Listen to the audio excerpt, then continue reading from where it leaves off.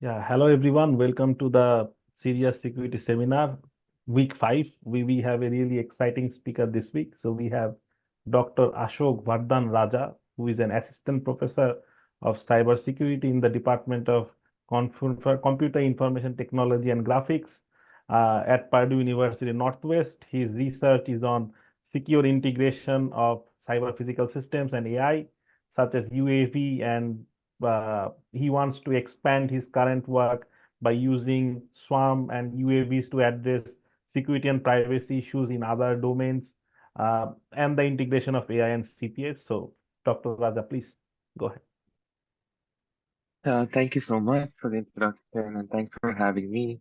Um, Good evening, everyone. I hope everyone is doing great. So I'm so excited to be here. As MT has mentioned, I'm an assistant professor of cybersecurity in Computer Information Technology Graphics Department at Purdue University Northwest. And my area of focus is in AI, integration of AI in cyber physical systems. And currently, I'm expanding the topic on using large language models with drones. And I will talk about that towards the end of this talk and how I'm planning to take this take my research forward. So having said that, I will begin today's topic, exploiting vulnerabilities in AI-enabled UAV. And we're going to see possible attacks and defense mechanism. So for this, I will be, this is a general overview of today's talk, where I'll be talking about potential vulnerabilities, which is exploited by sensing attacks, and that targets a perception sensor. And so one of the perception sensor of the drone is a camera sensor. I hope everyone would have heard of drones or like had an opportunity to play with drone. If not, it's a cool toy, so please go ahead, make if you could do some research about drone technology and how it's being utilized in today's world. And I will also be taking another case study of AI-enabled anomaly detection system and how adversaries can target and what are the possible countermeasures. And towards the end of the talk, I will also be talking about how I will be leveraging large language models and how I will integrate large language models into a simulation platform where I can rigorously test the integration of large language models and UAVs and try to find any anomalies and possible adversarial attacks. So this is the overall part of my research, and so the drones in the US, it's increasing over the past few years, and you can see the number of drones. As of 2023, the drones register is about seven hundred ninety thousand drones, and then out of which 369,000 is commercial drones registered, and there are a few recreational drones, and so they use drones for even military and domains as well. But today's talk will be mainly focused on civilian aspects of drones. So here are a few applications of drones, like where drones could be used for Amazon package delivery, road maintenance, building construction, and area surveillance, and in case of any emergency, delivering emergency medical supplies to remote areas. So these are some of the applications of drones. Now, why is drones or UAVs really important? Because by 2030, this is going to be about $70.91 billion market, and people are start going to use drones in various industries, and it's really critical to address any challenges that we face and how to come up with any potential countermeasures. So let's talk about AI. So, there's rapid development of AI algorithms. So we can now integrate UAV and AI. So for example, NVIDIA Jetson AI modules have been adopted by multiple UAV platforms to support AI operation. So AI has proven to be capable of optimizing and enhancing drone control, especially in unstable and aggressive environments. So integrating AI helps the autopilot system for autonomous operations, such as it could be planning, control, state estimation, mapping, and also even including anomaly detection. So these are some of the applications when you integrate UAV with AI. So these are some of the possibilities of applications. Now, I'll be over the course of this talk, I'll be switching terms between UAVs and drones. So, yes, there are some differences, but for the purpose of the talk, assume both UAV and drone is the same. Now, there are some industry examples where, for example, Shield AI focus on coordinating intelligent unmanned systems that guarantees absolute access even in contested environments, which will increase uptake of critical information, like with significantly reduced risk to service member. And also, there have been use of AI in academic areas where they use UAV and AI for bridge inspection, and not only to bridge inspection, but also power line inspection. And that is why it's really critical to understand this integration. Now, yes, every positive or every upside like also has a downside. Um, yes, this integration has potential vulnerabilities which could be exploited by sensing attack. Now, what do I mean by this? So AI is vulnerable to a perception attack. So I will explain this in detail. And so let's say you have a camera drone, and let's say we have onboard computer, NVIDIA Jetson, and an AI module. Uh, and the goal is, let's say an adversary exists, and the goal is to mislead the UAV. So, for example, if the UAV wants to fly, and so we place the UAV in a room, and we place some adversarial perturbation. So it could be in the form of sticker, it could be some random decal that you place in the room. So that could eventually, be called a sensing attack. And the goal of the sensing attack is to confuse the drone. So what it actually does is it fools the deep depth and optical flow and stereo, and eventually fooling the depth estimator, changes the map generated by the UAV, and disrupts the object avoidance software.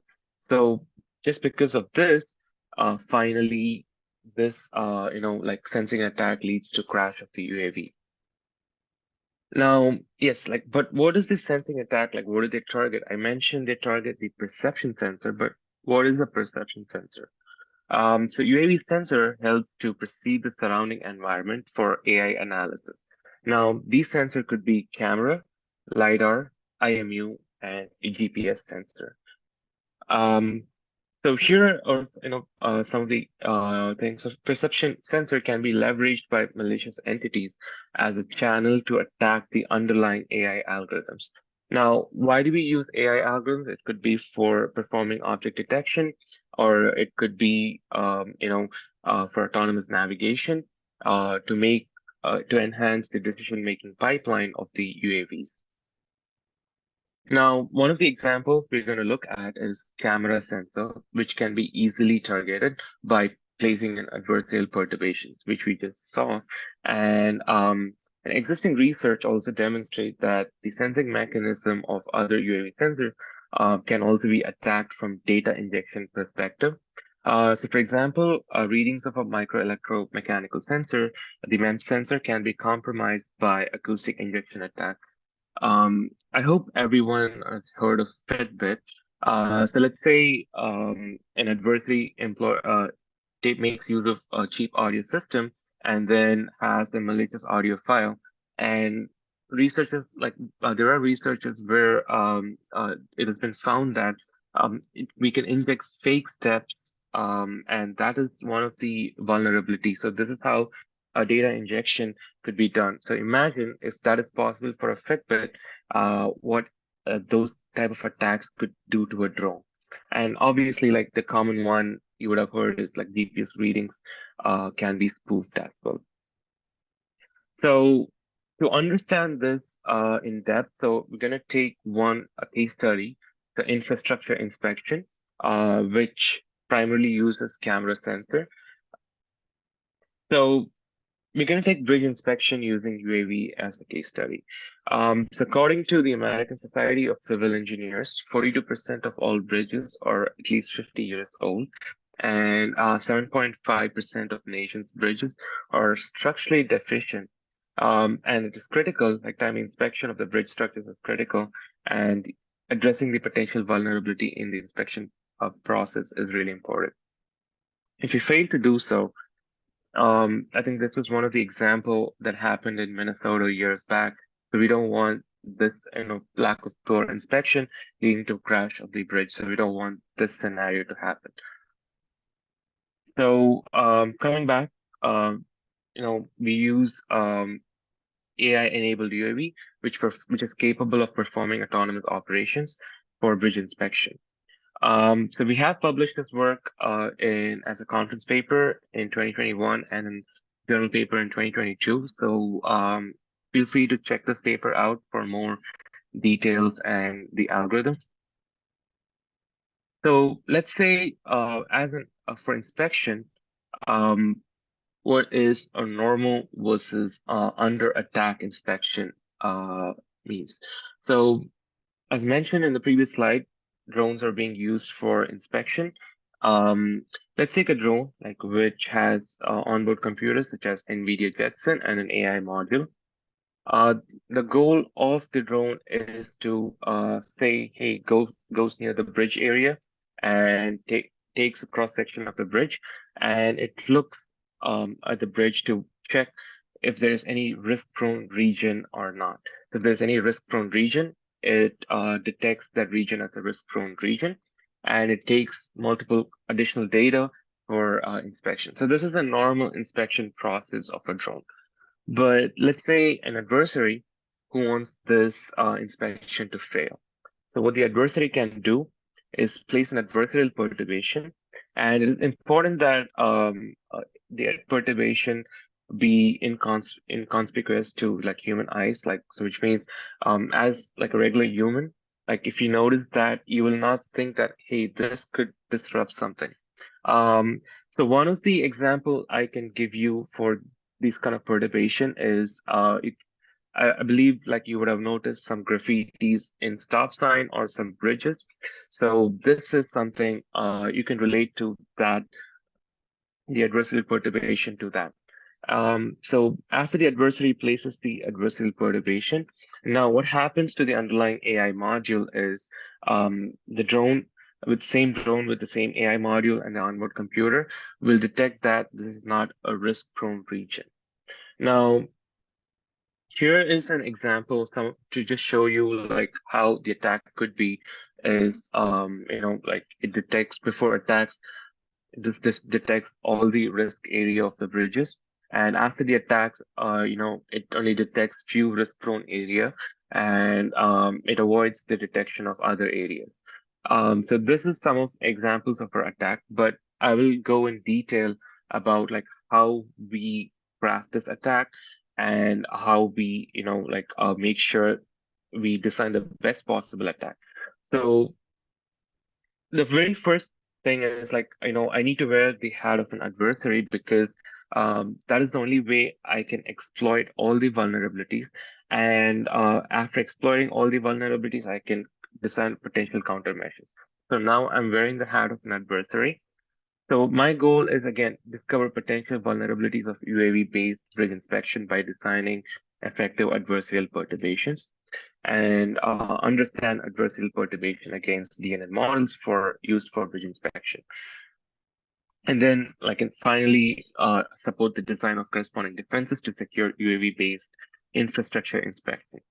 Yes, prior to this work, there were some related works where you know they introduced small perturbations on an image leads to misclassification of the learning model with high confidence. And another work where adversarial attacks targets object detection. Yes, these are some of the existing work, but what is the limitations and challenges when we try to apply to bridge inspection scenario? The limitations are The bridge's risk-prone region exists in an unconstrained environment that has changing condition.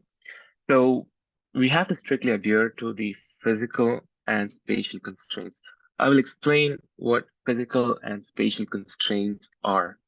And we need to completely skip the risk-prone region rather than misclassification. So that's what an attacker would think of, right? So I'll give you an overview of my methodology. So we have a UAV, like a drone with camera, and imagine this is the risk area of the bridge or like the bounding boxes. Um, so, and we pass, like, the camera takes a bridge image and a target area, it captures that. And so my goal is like introduce like a small adversarial perturbation to that image. So what I do is I kind of brute force my attack and try to find out, I try to move this decal towards the right until it hits the right edge of the box, and also I try to move this decal down. I keep repeating this process until it reaches the end of this box. And the goal of doing this is to, make sure the probability of detecting the region as a risk area of the bridge should be low. I need to minimize the probability. And I repeat this with different sizes to make sure which is the optimal size and which is the optimal location where I can place the adversarial attacks. So once I do this and repeatedly find out, if there exists a region in this box, like if I place this decal, I should be able to skip that area of the bridge. So object detection fails for that region. Um, so if you find that, then we say, hey, we found an optimal adversarial target and optimal location. If not, what we do is like we add all the areas, so all the sticker information or the decal information to a list, including the position, and we pass it on to stage two. Now, what the stage two does, it checks for the validity of the optimal solution. Um, I'll tell you like what do I mean by validity in the next slide, um, which talks about like how this attack is limited to the regions of the bridge and how so for example, like this is an automated algorithm. So we try to place this attack, and sometimes, in an image, it can even place this adversarial perturbation on sky area or like on ground areas, but we need to strictly place it on the bridge area so that the attack is, valid. So we say that, hey, if this is valid, then we say optimized perturbation or attack is found, and we even found the location of the attack. The other is not like what we do is we sort the values in the list based on the minimum probability. So we sort them in ascending order, and we check for every individual combination. If it's an, optimized, if it's valid, then we say it's optimized. If no such validity is found, we say no optimized perturbation found. So we need to repeat this attack in some other place, which means the attack did not succeed. So now, what do I mean by perturbation validity? Um, the perturbation validity is to determine the validity, check the spatial and physical constraints, right? So for example, in this case, if you notice, there are some tags placed on the railroad tracks, and you could see the perturbation like extending from the bridge area. So we need to make sure it's strictly on the bridge region. So because the digital image perturbation can be applied anywhere, and we need to avoid perturbation in these background areas. So it is impractical to generate physical perturbation to match the size and the value of the optimal pixels for attacking. So we try to exclude solutions restricted by our physical factors. So what is my algorithm I use? So I used the YOLO version 5. Yes, because this part of the research was conducted like a couple of years ago. And I know there's YOLO version 8 right now. And the data set we used was a Cocoa Bridge data set. And we had about 719 bridge images with more than 2,000 annotations for training. And we also augmented the image, so we increased the number of images to 1,500 bridge images with more than 5,000 annotations, and we used 55 images for testing. Now, the training images and the testing images are completely different, so they're not part of the training data set. The platforms we used were i7 8-core CPU, 32 gigs memory, and a desktop PC with the RTX 3070 GPU. So this is the PC configuration we used. So here's some success rates of the attack.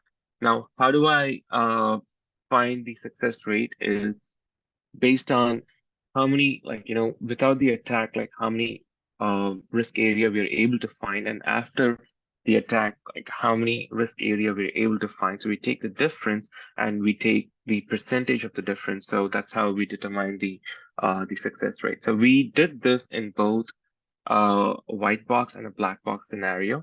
So white box attack, the adversary knows all the details about the model, network, and the DNN algorithm, the YOLO algorithm. Whereas for the black box attack, the adversary does not know any detail about the model, and so that is black box attack, right? And I will tell you the range between. So we used different scenarios where we had like a regular scenario, where we had a bright environment, low environment, and we had changing distance. So we performed. So we took the image at different distances, and we tried to perform this attack. So we did the same setting for the black box attack as well. So you can see the attack success rate, it's about 47.34 to 62.57. And similarly for the black box, it's between 37 to 45%. And you can notice, if you notice the low light scenario has a lower success rate, that's because um, the reduced light environment significantly affects the quality of the image data collected by the UAV's camera. So that is the reason why the success rate is low. Now, why the success rate is good? Um, let's say a high attack success rate, like you go to a bridge area and inspector performs inspection. If the like the inspector would expect, hey, to detect some risk areas of the bridge. If that is not the case, if the success rate is more than 75%, or in other words, if you're not able to detect the risk area of the bridge, then it creates doubts for the inspector, right? So that is the reason why the high attack success rate creates doubt for the inspector. And bridges typically contain multiple risk areas, and we aim to reduce the number of ROIs, that is the region of interest, by 40 to 60% for a UAV's inspection. So for countermeasures, what we do is, so we have the same situation where we use for the attack, but then we use the enhanced DNN model with defense, and then now it should be able to, even after the placement of the adversarial perturbation, it should be able to detect that the region is the risk area of the bridge.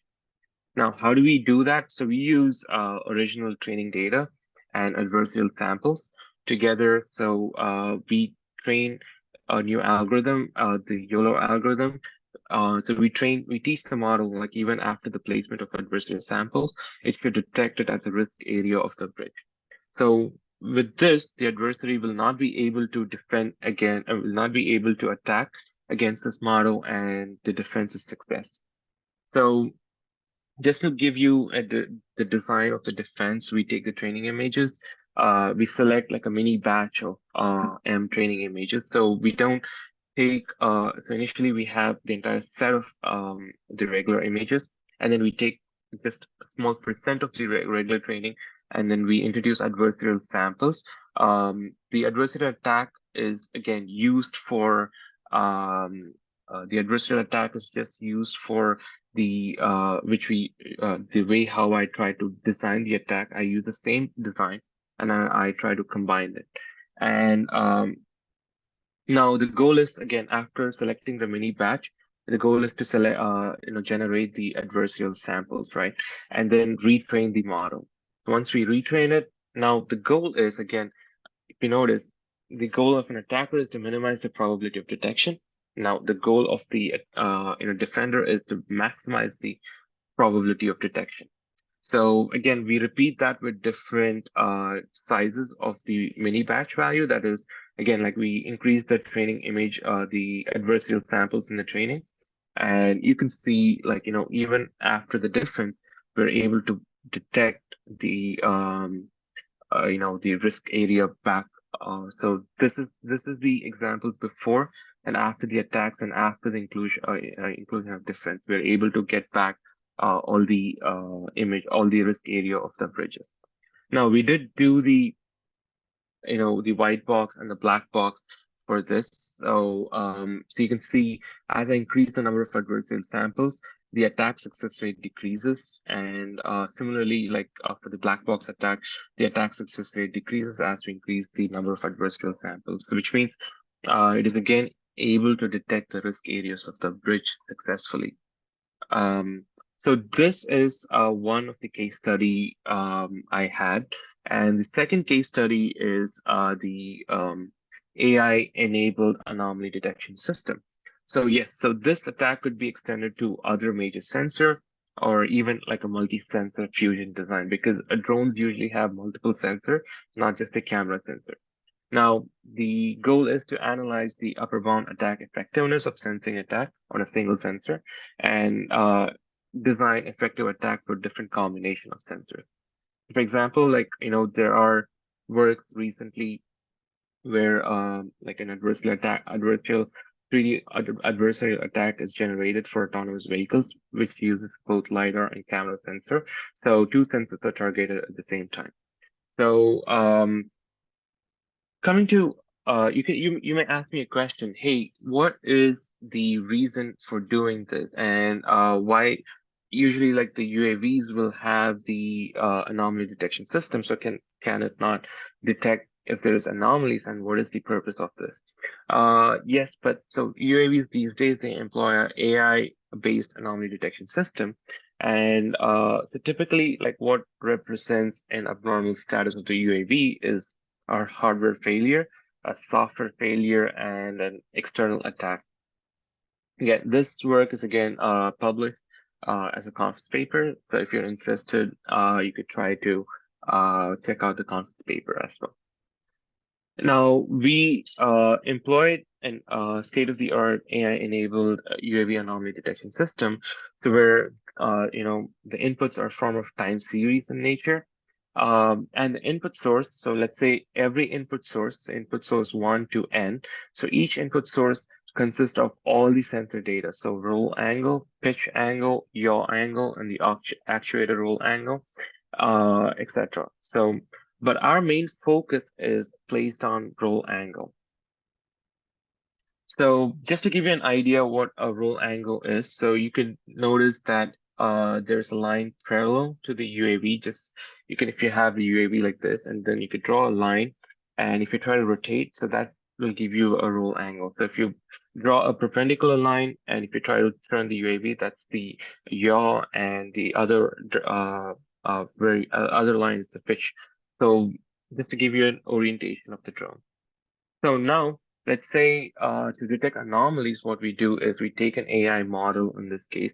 So this is a multivariate LSTM AI model.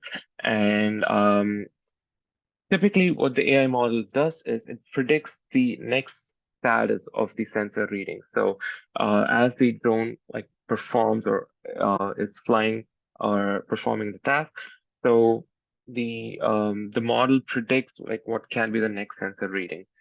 And simultaneously, we get the measurement of the next status, right? So the next status is the actual status, like actual sensor reading. Now we take the difference. Now it is abnormal if it exceeds a predefined threshold. Now the predefined threshold is determined by experiments, and so if it exceeds the threshold, then we say, hey, there's something abnormal with the sensor reading. So you may need to recheck the sensor readings, or you may need to take control of the drone. But yeah, everything is looking fine. But what can an attacker target here? The attacker can target an AI model itself, right? So because previous study have shown that AI model is vulnerable to adversarial attacks. Now, this AI-enabled UAV anomaly detection system is a multi-sensor fusion design. So where we take multiple sensor data and we process them and pass it on to the AI model as input, and it predicts all the sensor reading. Now,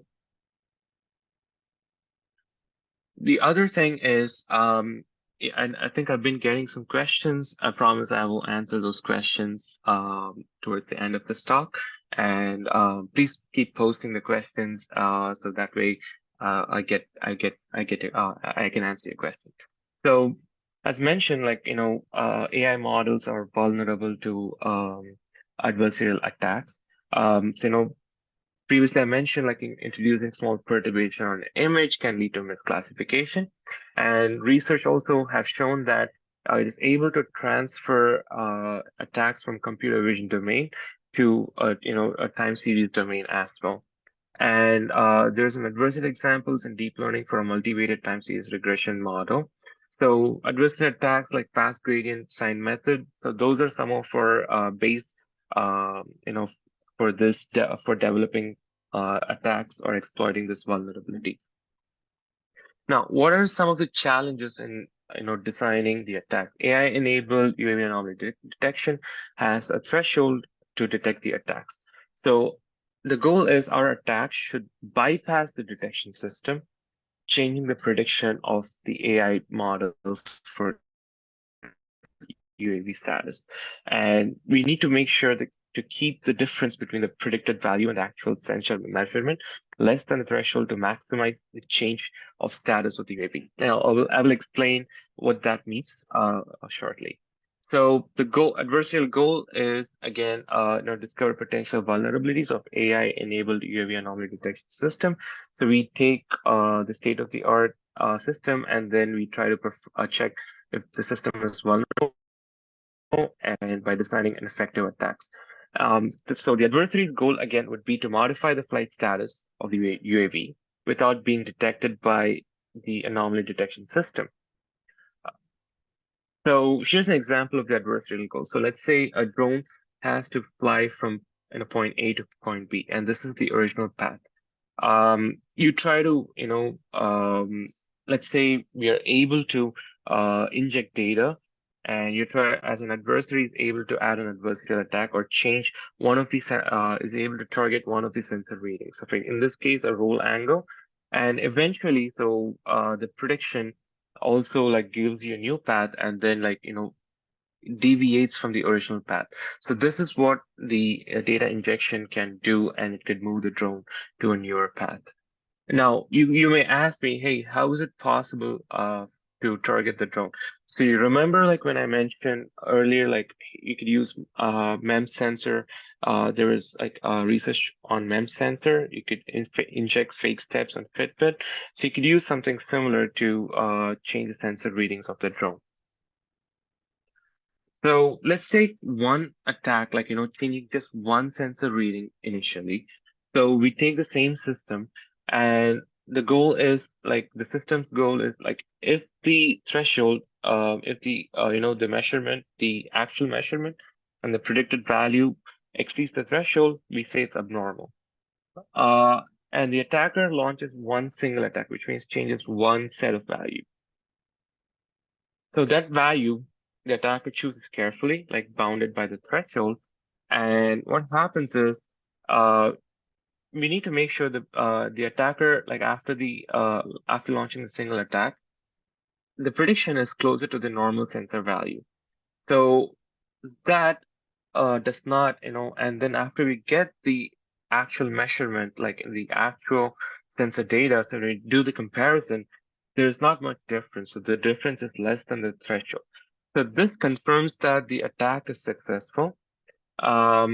So the goal is, let's say we have an adversarial perturbation, and so we need to modify the actual sensor data so that the predicted value and the actual sensor data, like the difference is always less than the threshold. And we can slowly, like we can introduce like a smaller values, and eventually like towards the end, it will change all the sensor readings. And eventually like the drone would have moved from the original position to another position.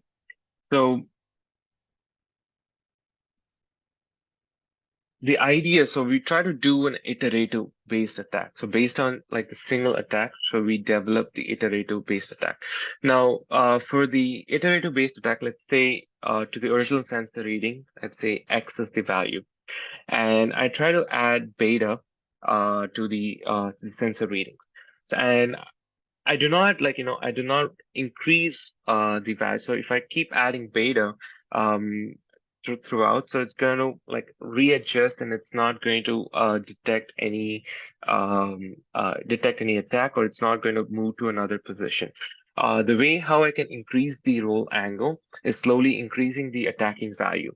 Now the attacking value, again, I add some epsilon 1 and for like continuous timestamp. So what this does is increases the prediction slowly. So T4 prediction increases due to beta, and you can see that based on these sensors, the T6 prediction increases, and again T8 the prediction increases because of T5, T6, and T7. So we continuously like increase these like the attacking value so that there's an effect in the change of roll angle. So an example is, so let's say we have this timestamp. Um, these are like your attack roll angle. So this is an actual path of the UAV, and this is like an attack um, sensor reading. So this is a predicted value, right? So initially, like when you just launch one or two, change one or two values, if the prediction value is not going to get affected because the prediction value will be based on all the previous sensor readings, right? But slowly, like when you try to change the attack roll angle reading, you could see how the prediction value gets affected. And so the prediction value, we need to make sure if you want the attack to be successful, we need to make sure that the prediction gap is always less than the threshold. So to give you an overall idea of my attack in this case, is to set an attacking goal like a sliding window, like choose a timestamp. So you could choose from T1 to T3, and initiate the attack with like an initial value, and then update the sensor reading by adding attacking value beta. And then increment the attacking value by pre-computed gradients with every iteration. Now, why gradients? Gradients help determine the trend of the attack, such as increasing or decreasing the target sensor. So it can maybe move the drone to the left side, or it can move to the right side. So that's what like we use gradient. Now, again, like I mentioned, the goal of the prediction and the actual sensor reading of after the attack should be less than the threshold. So we need to make sure the gap does not increase. But we need repeat this until we successfully deviate the drone from the original path to the other direction. So that is what we try to do. Again, like we try to use the evaluation setup, we try to use an LSTM based UAV anomaly detection, and then we take 10 input sensor reading, and the specific sensor we're targeting is like roll angle. So that's the sensor data, like the attacker targets, and we take the PX4 autopilot data and then the Q ground control with 10 different flight paths, and we set the sliding window size equals 5. And we use a similar to the platform. So we use a desktop computer with i7 8-core CPU and 32 gigs memory and RTX 3070 GPU. And we set the predefined threshold to be 3.69. And this threshold is obtained based on like all the offline experiments we conducted. So that's how the threshold is determined. So you could see how the attack is effective here. So you can notice the change. So we try to like introduce the attack at 2000, and at 6000 we slowly increase the value, and then after a point it the attack is detected, but we are successfully able to deviate the drone to I think until like 40 degree in this particular case. So to give you a more clear picture of how the attack is done, how the attack is effective, so you can see within less than 5 seconds, you're able to change or achieve till 40 change the angle of the drone roll angle by 40 degrees. So which means that's a good damage done to the drone. Now, I have been talking about the prediction gap, right? So the theory is, um, though the target sensor is a major function for the prediction, the input contains other sensor readings too, but we just focus on roll angle. So the prediction is based not just out of roll angle, but then it's also based out of other sensor readings. So that is why the gap keeps growing. And the attacking values applied to target sensor roll angle only. So with the iterative attacks, the accumulation of attacking values and prediction is slower than that like directly applied to the target sensor. So this makes the gap become larger than the threshold and fails the attack eventually. So this is the reason why the gap keeps growing. So here, you can see the prediction gap. Here you can notice uh, this is the example. So from 2000, so where the attack is conducted, and the prediction gap keeps growing, and so this is the well, after it reaches the threshold value, it breaks. Now, how do I determine like the threshold is like I mentioned by performing offline experiments. So as we set the threshold value, greater threshold value, we're able to maintain the attack without getting detected by the existing anomaly detection system. Now, what is the countermeasure? So we can increase the weight of the related sensor in prediction. Prediction of the target sensor value is also dependent on other related sensors. Attacks performed to target sensor will have lower impact on prediction, and also the gap between the prediction and the attack target sensor value is large, and anomaly detection can be detected at the earliest stage. So we try to do that, and then not just place focus on just one sensor. We try to increase the weights for the other sensor readings, and you can notice that the countermeasures, we are able to detect the attack at an earlier stage compared, so which means in this case, there's not much change in roll angle, and we are able to detect the attack at a much earlier stage compared to previous case. So this is like two different flight paths, and you can see the countermeasures success stage. Now, coming towards the end of this talk, so you notice that like how you're having including the traditional AI models and drones. And we're looking at like specific scenario, trying to find if there's any vulnerabilities, and then try to exploit that vulnerability and try to build countermeasures for that. Now, as a common user, it's really hard, right? Like you cannot, if there's any anomalies, like a common public cannot work on these complicated algorithms. So yes, we need to talk to the drone, so which is where large language models comes in, and especially like using GPT, which translates your natural language into drone commands and then is able to successfully perform the operations. So what LLMs, in this case specifically to GPT, helps generate realistic and like a diverse scenario using simulation environment. So we try to use AirSim and Unreal Engine to develop these realistic and diverse scenarios. So we with this, it is possible to generate realistic adversarial scenarios as well. So that is so you can try to test any adversarial attack in a simulation environment rather than flying in an actual real world scenario to test whether if there's any vulnerability or not. And then evaluate the drone's performance under the generated attack. And finally, come up with potential countermeasures. So this is the direction in which like we are approaching. So I could show you an example. So this is something which is done by Microsoft.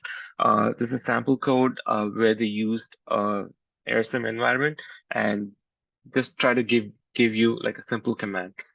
Um, they say, hey, take off, and then like it performs in the back end, it generates a Python code, and then it does take off. Now, what we did, like, and since one of our results are pending submission for a conference, I could just show you, like, we try to change it to a farmland scenario and introduce like a diverse rain conditions using Unreal Engine. And so we should be able to study like the security vulnerabilities using this environment and try to test like how LLMs could be integrated effectively using this environment. So that is where like my current research direction is heading. And yeah, so this is the end of my talk for today. And so thanks for listening. And if you have any questions, I'm happy to take them. Um, so I think we have a couple of questions here, so I'll try to answer them. And if you have more questions, please keep posting. Or if you, so first, Andrew asked me, is there new motivation for this sort of research now that AI is being used directly in drones in order to find targets in environments where there are electronic warfare tools jamming that controller signal from human operators? Yes, AI is being integrated for various scenarios. So, for example, I just showed you a bridge inspection scenario, but then they're used for navigating in forest and even in like a tunnel environment. So that is just to perform autonomous operations, right? Um, the motivation is like you never know like what type of vulnerabilities exist when you combine AI and drone.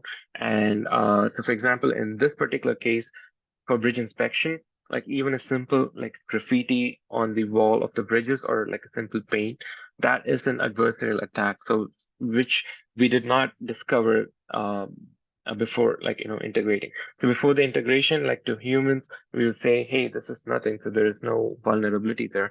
But after we know AI model is vulnerable to these kind of attacks, and this is how like you could adversaries can exploit the drone operations. And does that answer the question, Andrew? Or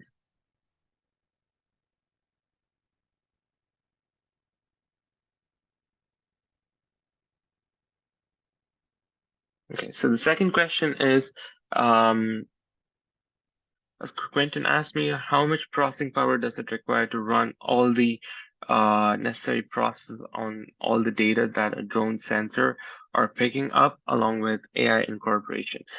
Good question. So we are using the NVIDIA Jetson, and the reason why we picked YOLO algorithm is because of the processing power. Yes, they're going to consume a lot of battery, so it's important that it's able to process it's able to process those images in that onboard computer. But there are like other solutions where they offload this work to like a potential edge server, and like where they try to send all the collected information to edge server, and then the server does all these object detection tasks and sends it back to the drone. So uh, typically like a flight range like for the UAV is about 45 minutes. So it is necessary that adding on AI on top of it, it's going to consume battery, and then it's going to consume power. So it's important that we try to securely integrate it and also try to conserve the battery as well. Yeah. So I have another question in the chat. So I'm confused about the black bars um, on the attack example. It looks like a Photoshop black bar, or the attacker doing physical artifact or software injection attack. Great question. So in this paper, like, yes, this is a software injection one, but eventually, like, we are going to translate to a real world scenario. Uh, so this is all that stickers, I mean, like what you saw, it's just it's a concept like where, hey, if you place the adversarial attack on these regions, it's going to not detect the region, so not detect the region of interest. So eventually, like it's easier, so that's why we picked a very black decal kind of thing, and we're gonna just place it on the real world bridge and try to perform the same operation. So that is what we've been doing in the research. So any other questions? Did that answer your question?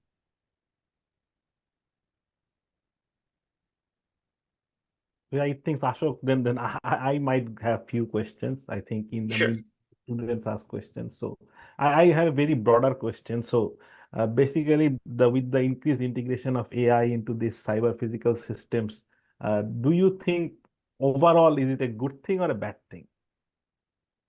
Um, it is a good thing because you're able to automate a lot of tasks. So, which means you don't have to be be in contact with the ground control station. But yes, you need to have, like, if there's any abnormal things happening, you need to the ground control station will take control of it. Um, the problem is, like, we're not able to find a generalized solution for everything. So we need to take, so for every industry or any research, academic research, they could take a specific domain and they could focus on the vulnerabilities in that. So we're able to provide a scenario specific solution for in case of drones. So did that answer your question? Yeah, definitely. Yeah, I also Yes. agree that it helps like using AI, but with the increasing like scope of adversarial attacks and defenses, basically we are seeing a cycle, right? So there are some attacks, then there are defenses. So it seems like to be never-ending cycle. And when we look into papers, we say that folks who work on adversarial attacks and defenses, they publish paper in pairs. So basically, they Correct. publish their own attack, then they break their own defense, right? So it's a never-ending Correct. fight to. Yes. So that is the reason why I'm currently exploring the large language models because it is able to give the user like an upper hand, like where you're able to communicate with the drone or intercept. So and so that'll be an interesting area to focus on. So yes. Yeah, I think there are.